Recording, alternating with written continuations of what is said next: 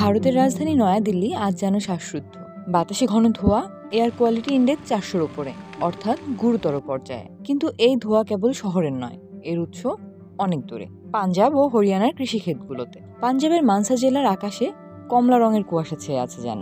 জ্বলন্ত ধানের খড়ের ধোঁয়া আকাশে মিশে যাচ্ছে। বহু বছরের সরকারি নিষেধাজ্ঞা সত্ত্বেও এই প্রথা এখনো চলছে, কারণ কৃষকদের হাতে বিকল্প নেই। ধান কাটার পর গম বপনের সময় খুবই কম, খড় পরিষ্কার করতে শ্রম ও খরচ লাগে। সুপার সিডার মেশিন কেনা বা ভাড়া নেওয়া আমাদের পক্ষে সম্ভব নয়। স্থানীয় কর্মকর্তারাও এই সমস্যার কথা স্বীকার করেছেন। কৃষকদের মধ্যে এখনো মানসিক বাধা আছে। আগুন দেওয়াকেই তারা সহজ উপায় ভাবেন। তাছাড়া অর্থ ও যন্ত্রপাতির ঘাটতিও বড় সমস্যা। এদিকে দিল্লিতে পরিস্থিতি এতটাই খারাপ যে সরকার দূষণ বিরোধী ব্যবস্থা আরও কঠোর করেছে। সেখানকার বায়ুর মান গুরুতর পর্যায়ে পৌঁছে গেছে বলে বায়ুমান নিয়ন্ত্রণ কমিশন জানিয়েছে।